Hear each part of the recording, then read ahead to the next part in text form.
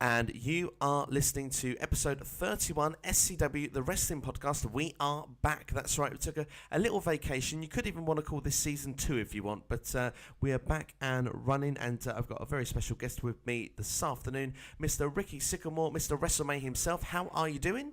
I'm very well, thank you, Steve. How are you? Yes, very good. It's good to have you back on the show, and it's good to be talking about pro wrestling once again. But I'll give you the bit of the information that you can be. If you listen to us via youtube.com, you are listening to Steve Chats Wrestling, hashtag SCW, the wrestling channel. Subscribe to that channel right now. We keep up to date with every bit of news as and when it is breaking. As well as that, of course, you can follow the Facebook page also. That is SCW, the wrestling podcast. Hit that like button, and of course, get to keep up to date with all the articles and all the podcasts as and when they are posted. Of course, as well, the same title for SoundCloud, SCW, the wrestling podcast. You may be listening via there as well. Welcome. You can follow us, and of course, make sure to join all the other bits of social media that we have going as well. But Ricky, I think we'll talk about, as you are, Mr. WrestleMania, a lot of WrestleMania rumoured matches. So I'm going to get your viewpoint on those, as well as that. CM Punk, UFC, we'll have a quick touch on that. Already been heavily covered, a lot of that, by a lot of different places, so we won't give too much more on it. Of course, it wasn't that long of a fight either, so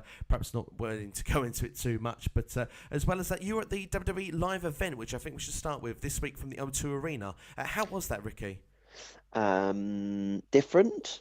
For someone who's used to going to Monday Night Raw, that they obviously come over here and tape for US and UK telly, going to a house show, it's a bit of a shock. You probably you will get your wrestling fans that go to it, but you'll get quite a lot of children that actually go to the event as well, because obviously I would assume tickets are probably easier to get hold of than they are for Monday Night Raw. So it was different because it's a smaller screen, it's a smaller stage, and there's zero pyrotechnics. So when you've got some of the the bigger stars coming out who would normally have pyro, or even just the smoke machines and things like that, it's very, very limited. It's very interesting. And does that make a big difference to when you're viewing the show? Like, I mean, say, Bailey, we've been speaking often, you said she wasn't there, but obviously she would have normally the bits coming out the side. Yeah. I'm not actually sure what they're called, them sort of hug, I sort think of inflatable if you things. if you watch Family Guy, I think you'll find they're called the wacky waving flailing arm inflatable tube men. But if you're not a Family Guy, you wouldn't get that joke. Well, it rolls off the tongue. That's one thing Yes. for sure. So I mean, how long was the show? It started at 7:30 and finished around about 10:20, and they had a 15-minute interval as well. Okay, very interesting. That's pretty cool. What sort of Yeah. matches did you get to see then?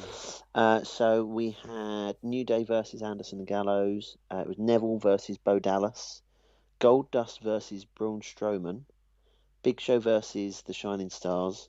We had match number 4 of the Best of 7 series for Sheamus and Cesaro, Sasha versus Charlotte, Chris Jericho versus Roman Reigns, and then the triple threat match for the title, which was Rollins, Owens, and Sami Zayn. It sounds like it was pretty an okay card. A few notable absentees there, with Enzo and Big Kaz being one perhaps notable one there. But was you satisfied with the card that you watched, or was it a bit sort of strange all over the board? Bit strange all over the board. I mean, obviously this is the first show that I've done as well since the brand split, so it's the first time I've experienced just Raw people. And I think, Goldust versus Strowman's a bit of an odd match. Neville versus Bo Dallas, I get they probably brought Neville out because they always like to try and bring a Brit out anyway when they're over here. He's literally the only one that's active on the roster at the moment, isn't he, really? But I just think they could have done something a little bit better with it. Yeah, perhaps, maybe. I was talking to a friend of mine, Sam Putney. He was at the same event as you, and he was explaining how Sasha Banks versus Charlotte was only a few minutes long. Now, of course, granted, Sasha Banks has been obviously on the injury list for the last few weeks since SummerSlam, and perhaps she's just finding her feet back in the ring. But that match was really short, which we'd expect to be perhaps one of the big matches on the card. Yet the Big Show versus the Shining Stars actually was given a lot of time, which you'd think probably would be maybe a 4 or 5 minute squash match. Yeah. It didn't make sense. It would have made sense to put Big Show up against Strowman, because then you've got 2 big guys going against each other, and then maybe do another tag team against Primo and Epico. Yeah, perhaps indeed would have been interesting. Yeah. I mean, overall, what were the results from the matches that you saw then going through the card? New Day retained because they were all title. So if they held a belt, they were for the titles. Ooh. So New Day retained. Neville beat Bo Dallas. Strowman beat Goldust. Big Show obviously won. Cesaro beat Sheamus. Obviously Charlotte retained.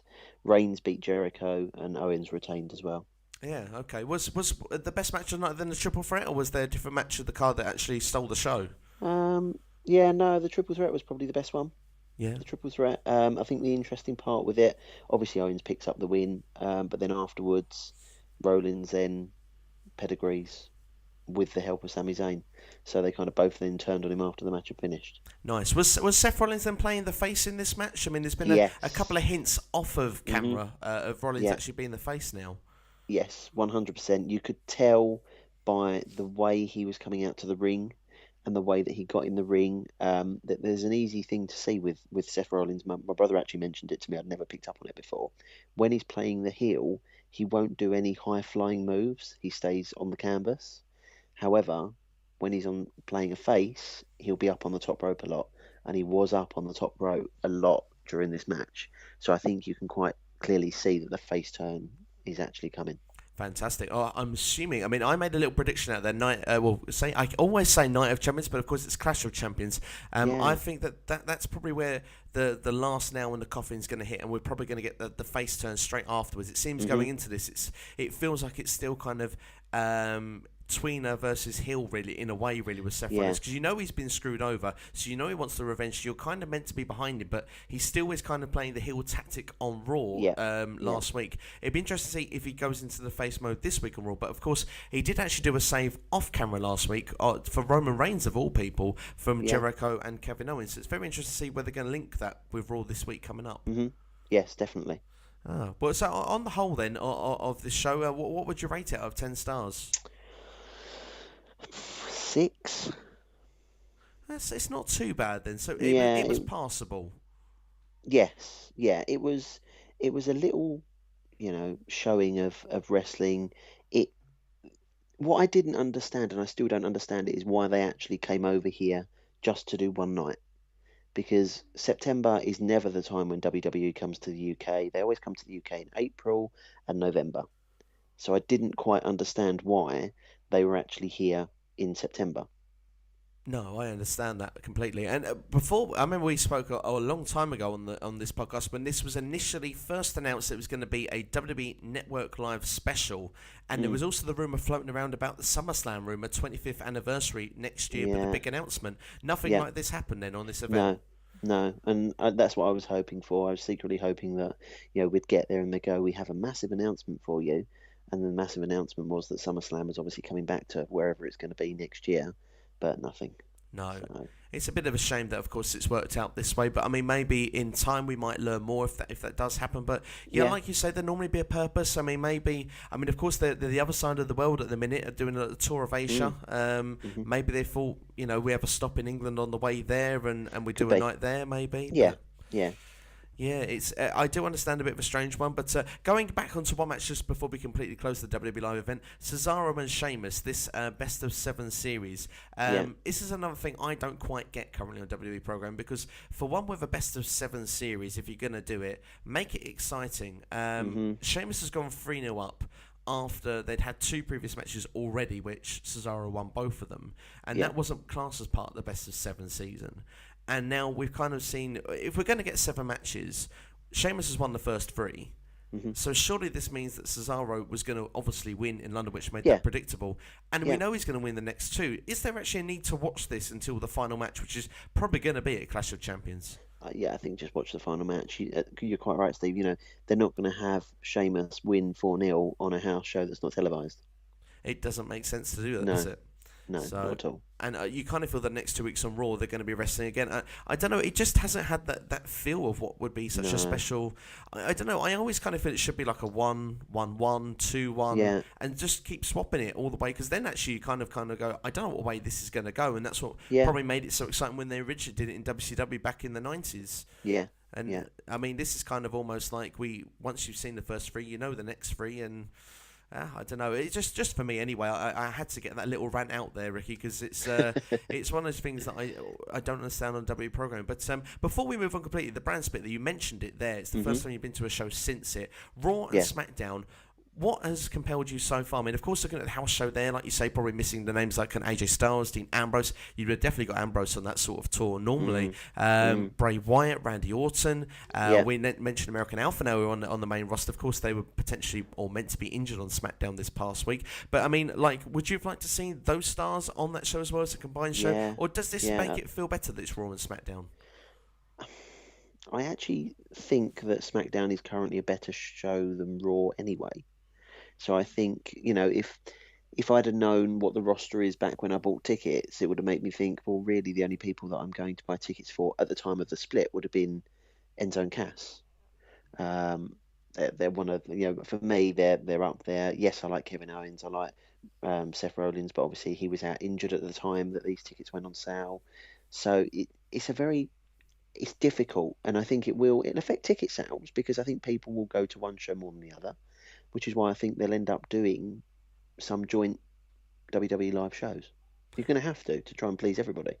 I think so at some point, especially with these international tours. I think that's where it's needed because obviously in the States there's Raw and SmackDown, and within the, give and take every 2 or 3 months they're back in the same towns. They have their territories, don't they? And when they come across the pond to the UK, for example, of course when they come as Raw and SmackDown doing the full tour, it's a bit different because you get the chance to see everybody. But in this circumstance, like you say, you only get to see half of the roster, and maybe you are left a bit disappointed. I don't know, but it's interesting to hear that you like SmackDown because I think SmackDown is the better show at the moment. I think not necessarily has the better wrestlers, but I think it's the better written. I think each show has its storyline. I mean, Backlash is this evening. I've already done my preview predictions for those that want to watch it on the YouTube channel.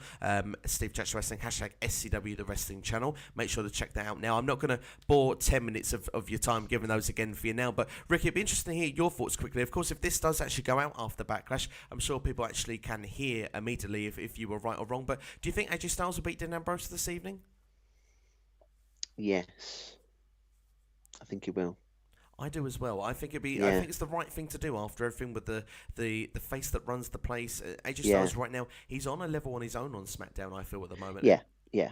And with Cena working a reduced schedule, I think AJ needs to kind of carry SmackDown. I'm not saying that Dean Ambrose isn't capable of doing it, but Dean Ambrose certainly isn't. Doesn't get a lot of TV time, does he? A lot of promo time, whereas AJ tends to get a lot of promo time. He does indeed. Is it me, or has Dean got a bit stale? Yeah. It's gone a bit. He just, he's the champion and he just wanders around like the champion, doesn't he? He does. Doesn't really do much. It kind of feels like, because he did the podcast with Steve Austin not long ago, and Steve Austin kind of challenged him to raise the bar, said, you've got comfortable, and it's only really since have you really noticed that he really has got comfortable. Maybe it's the writers, maybe it's the writing, but at the same time, I want to see more from Ambrose, and I don't feel, apart from the moment of the build-up of this, of course, with 3 weeks for a build-up of a pay-per-view is not big anyway, and SmackDown, I think, have done as good a job as they can to try and build something up. This is where I kind of still give SmackDown some credit. The one moment I did kind of find funny, even though perhaps it didn't make sense, was AJ Styles stuck on that top rope, with Dean Ambrose kind of almost mocking him while he was stuck on the top rope. It was a slightly amusing moment, but apart from that, we don't really get a lot of this lunatic fringe character out there. Maybe it's just that time that I actually start joining a lot of what other people said for a long time. Does Dean need to turn heel? Yeah. I think he probably does. Other matches on the card then. Who do you think is going to walk away with the SmackDown Tag Team titles?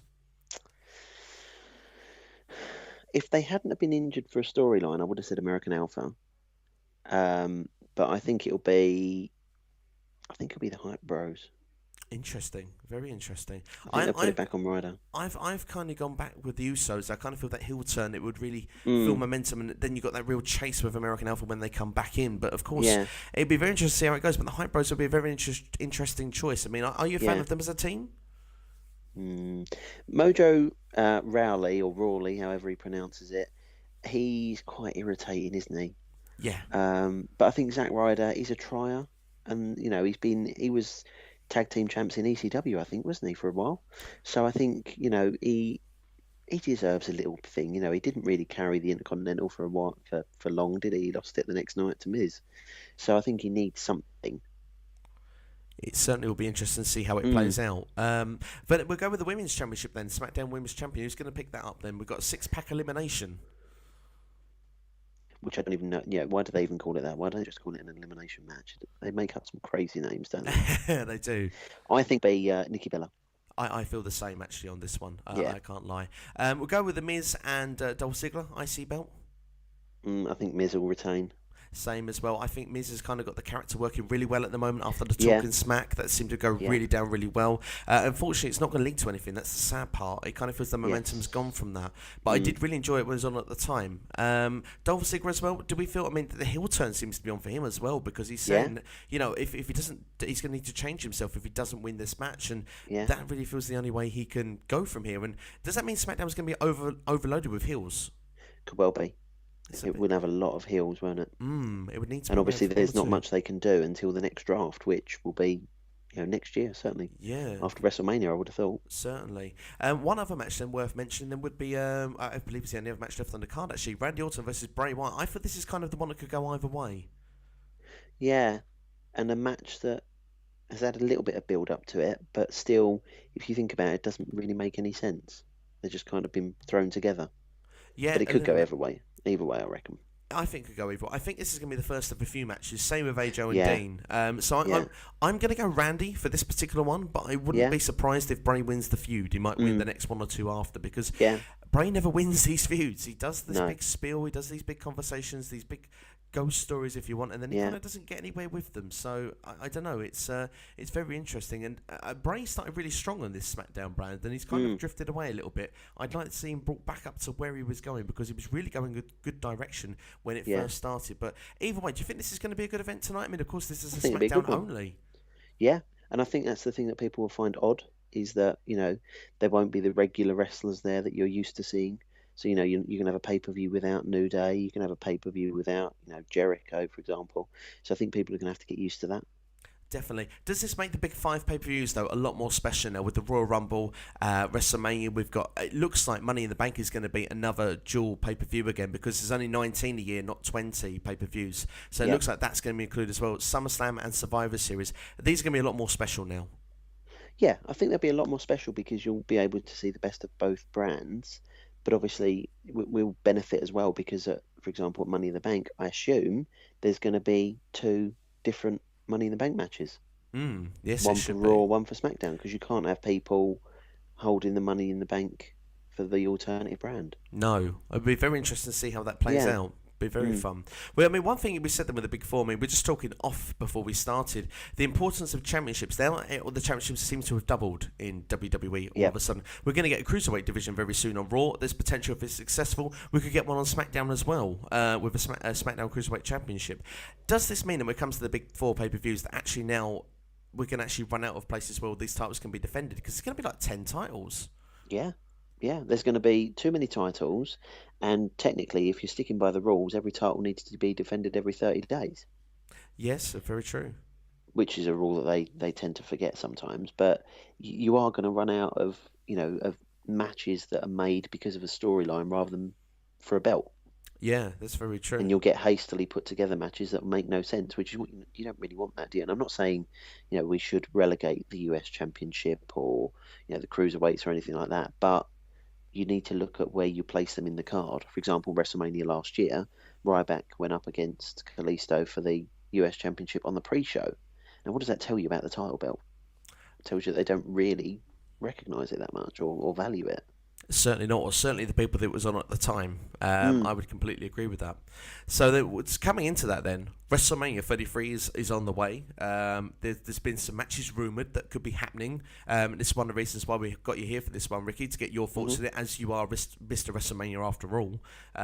We need to know that it's certainly up to standard for someone that is willing to travel that far to go and see it. And none of these matches feature what look to be title belts at the minute. In fact, a lot of part-timers in some of these matches rumoured. In fact, some of them, even people that are not used to being in the ring. I mean, the first match we'll talk about quickly is a match that's already been technically confirmed for WrestleMania, is the Big Show versus Shaquille O'Neal, an NBA star.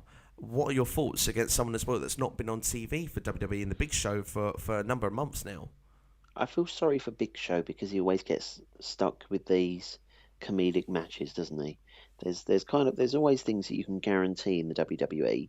You can always guarantee that the Big Show will have a match against someone who's not a wrestler, and you can guarantee that Kofi Kingston will do something in the Royal Rumble, which means that his feet don't touch the floor.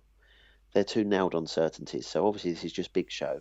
Probably his last WrestleMania, I'd say, because I don't see him carrying on much longer.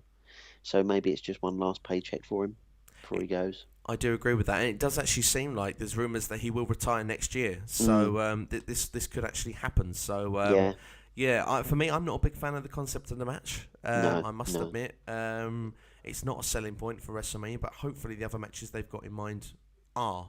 Maybe, but we'll talk about one that I think now seems pretty nailed on. The groundwork's been put in there. Seth Rollins versus Triple H. Now, this one seems like I think actually could happen, definitely, because we're going through all the rumoured ones now.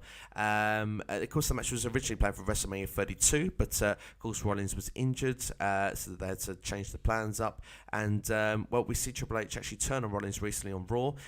Do we think that this is nailed on? I think it is. I think if you look at the past history between both of them, I think you're looking at a nailed-on match. And do you think as well that's a match you'd want to see at a WrestleMania? Yeah, I think it'd be quite a good match. Triple H can certainly give people a good match. Seth Rollins won't hold back. Certainly, if he's being a face by then as well, he'll be up on the top ropes. So I think it'll be quite a good match. I think it'll be a good match as well. The Battle of the Pedigree as well would be very interesting to see. So I definitely think that could be a good one. Next then, Brock Lesnar, the Beast Incarnate, versus Shane McMahon. Now, this is coming off of SummerSlam. Of course, Lesnar hit Shane McMahon with the F5. Of course, Lesnar's now not going to be around until around the Royal Rumble time. Of course, we've got the Stephanie McMahon interaction with the fine, the cheap fine of $500. Of course, it's seen as an insult. Shane McMahon saying it wasn't over when he spoke then on the following SmackDown.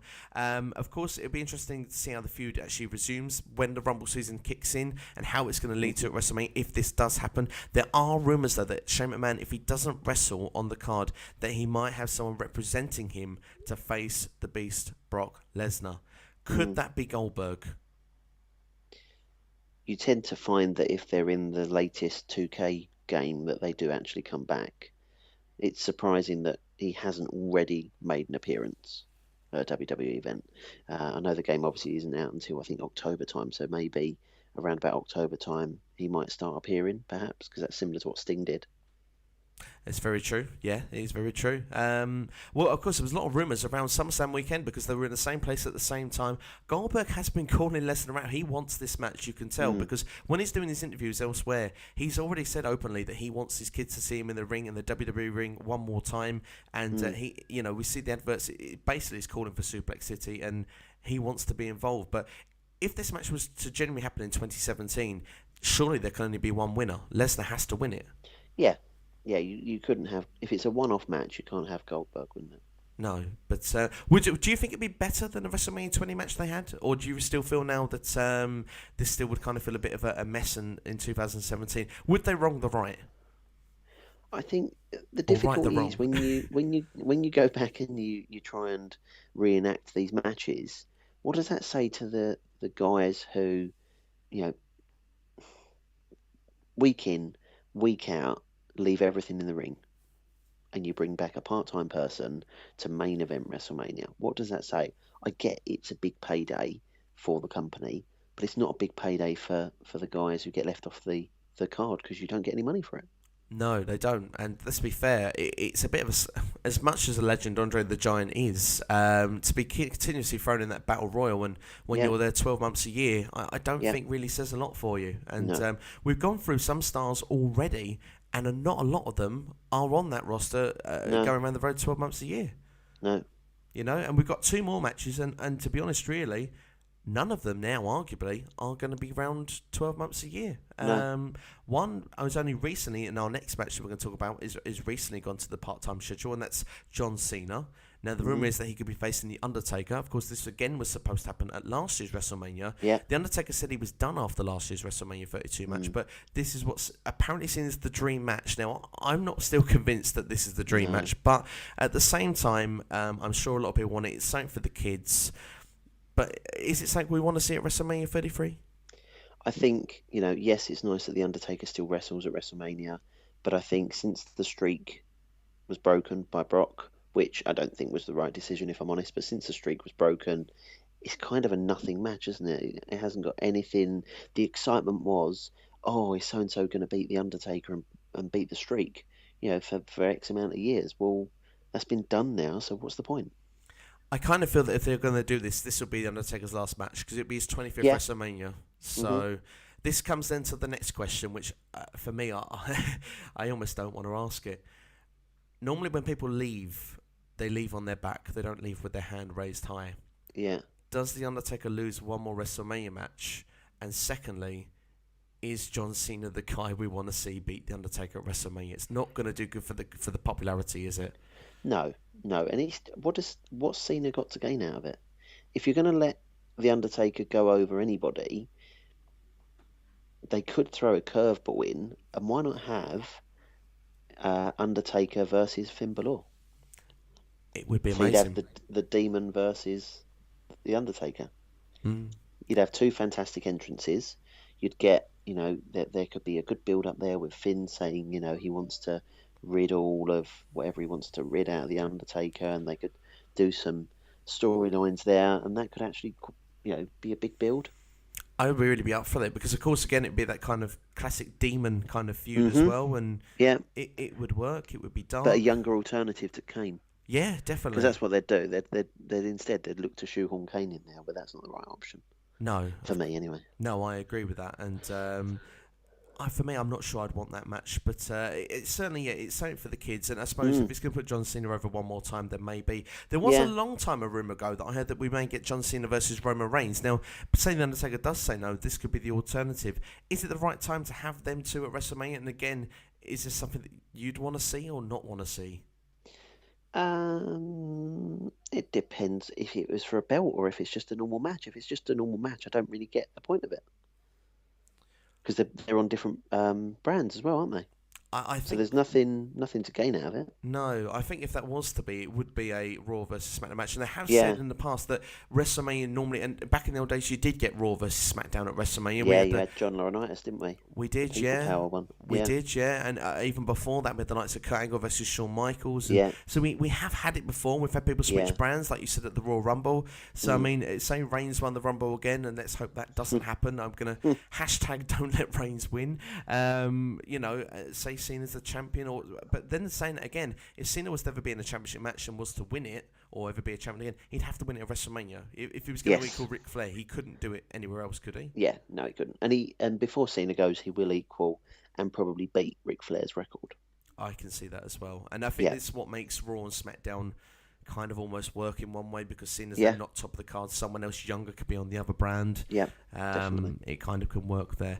Then we'll go with one more match, and this one definitely raises an eyebrow, and I'm not just saying it because The Rock's in it. It's The Rock versus Vin Diesel.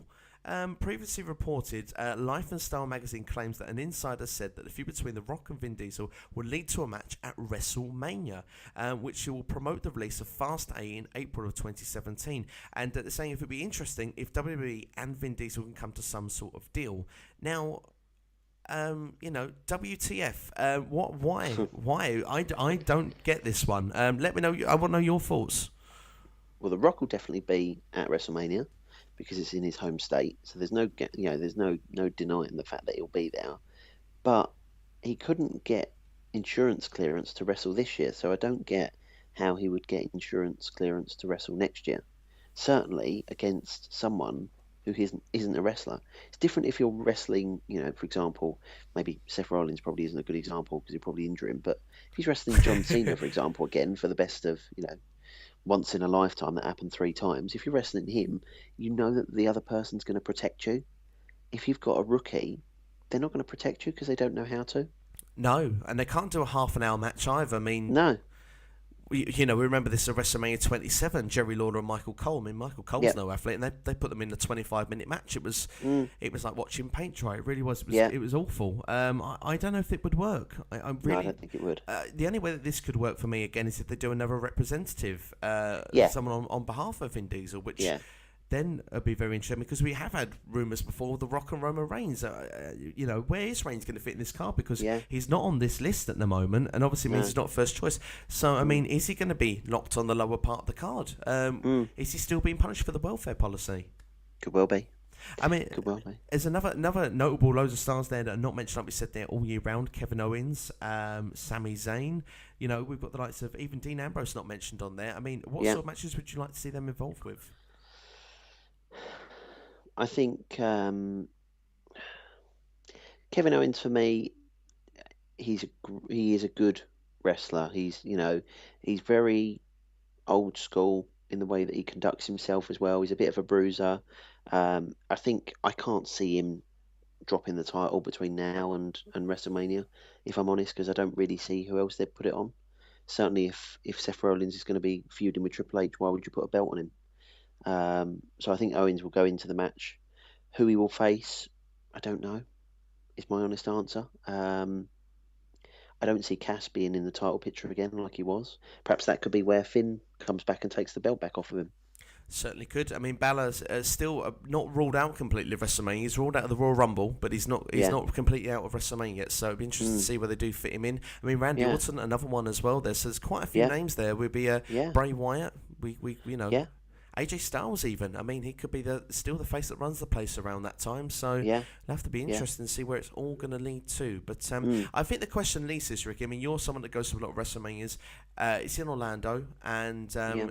is this enough to get you excited to want to go? Are you going to be going for a ticket when it comes out? Well, the thing is, the tickets come out next month, so they don't actually announce. I mean, obviously, the only one we do know is Shaquille O'Neal versus the Big Show. If I was buying tickets based purely on that match alone, then I don't think anybody would go. But for me, it all depends on how much the dollar changes between now and then, because the packs you buy are in dollars. You don't buy it in your currency. You buy it in dollars. So the more the dollar keeps dropping, the price keeps going up. So for me, the price is a big one. Yeah, that makes a lot of sense. Well, especially Yeah. being international. Of course, if you're in the States, then it's a lot perhaps easier Yeah. because your currency stays the same the whole time. You know, regardless of what you're Yeah. earning. But Yeah. do you have intentions currently of WrestleMania 33, or is it like you say, it's just purely down to how I'm it's going to be around the 50-50. time? Yeah, we've looked at costs and ideas of what we were going to be doing. It really is down to the cost of the package when it gets announced next month. Yeah, very interesting. Well, I'm Yeah. sure we'll be talking to you further about WrestleMania as we go down the road towards the road to WrestleMania. And I was thinking as well, I mean, I really enjoyed the podcast we did previously on WrestleMania. Like you said, the tickets are coming out next month. I think actually we've put them on SoundCloud before. I think we should throw them onto the YouTube channel for people to check them out on there as well, because they're good podcasts, I think, and definitely worth a listen for those people that maybe might be intrigued with WrestleMania, maybe going this year. They might be very excited by those matches. We've kind of been a bit critical in places there, but I mean, of course, WrestleMania still could turn out to be a supercard, and those matches are only rumoured and not necessarily nailed on, like you say, apart from Shaquille O'Neal and the Big Show. But speaking of maybe people that are not involved in wrestling full time, like Shaquille O'Neal and Vin Diesel, someone that was definitely maybe out of their depth last night was CM Punk. Now, he made his debut in the Octagon for UFC, and let's be honest, it didn't go very well against Mickey Gall. I've heavily covered my reactions with this on the YouTube channel already, but we'll have a little brief talk about it just to close the podcast up. He lost to Mickey Gall via submission, rear naked chokehold, in 2 minutes and 14 seconds of the first round. CM Punk, it didn't really go very well. We didn't land very much in. He was off his feet very early, and he didn't manage to get back on his feet. He did fight it off for as long as he could before tapping out. But as someone who actually has got experience of being in there, we have to give a lot of respect for CM Punk for actually even going in this world. But what are your feelings on it? Because I know you're a big CM Punk fan. Yeah, I haven't watched it yet. It's on my Sky Planner ready to watch, and I'll be watching it once we finish recording this podcast. When I read it this morning on how quickly he tapped out, I was like, oh, wow, really? And I felt really sorry for him. But as he's come out and said, you don't get to the top of the mountain overnight. So, he's tried it, and you've got to give him credit for trying something completely different. Yes, I know Brock Lesnar did it, but Brock's a bit of a bigger, beefier character than CM Punk. The interesting thing that I've seen this afternoon is that Dana White's come out and said that probably Punk's next match shouldn't be in UFC. Yes, very true. So maybe it will be one of these sort of fight night specials that are not one of these heavy. I mean, you don't want to ruin a great sort of, he's got a superstar name with him, CM Punk, for what he's done before. He doesn't want to ruin that sort of legacy, if you want. But he's trying something, and like you say, he's give it a good shot. And I agree that he's handled himself with class and dignity with the way he was talking after the fight. You have a dream, you've got to go for it, and you know that goes to any walk of life. So a lot of respect for CM Punk for that. I just hope that maybe he gets a W. I mean, he's got a 3-fight deal, so he's got 2 more to go. Yeah, it's probably going to be early next year, the earliest, before we see him back in an octagon. So the best we can say is that we're going to keep up to date, and the next time he's in there, you can keep up to date and find out our opinions and all the news breaking as it leads into it. I think that's the best we can say, and leave it on the note of CM Punk. But Ricky, thank you very much. It's been great to be on the podcast once again, and great to have you with us as always. And hopefully we'll have you back on very soon. Thanks for having me. Anytime. Well, you are listening hopefully via youtube.com. You are listening via Steve Chats Wrestling, #SCW the Wrestling Channel. Please subscribe right now, like the video as well, and why not even give it a share? Of course, the more people that see this, then hopefully the biggest that this will get one day, and it'd be really cool if we could make that as big as we possibly can. As well as that, you could be listening via SoundCloud, SCW the Wrestling Podcast. Hit that follow button, but also check out the YouTube channel as well. A lot of videos are posted on that channel, and those videos are posted on the channel, but also linked to the Facebook page, SCW the Wrestling Podcast, and you can like that right now. So go to those pages and follow, subscribe, whatever you need to do, like and share as well. And we're very much appreciative for all the support that is being thrown into this. But Ricky, thank you very much. It's been really good to be here once again, and we'll be back for episode 32 very soon of SCW the Wrestling Podcast. Take care.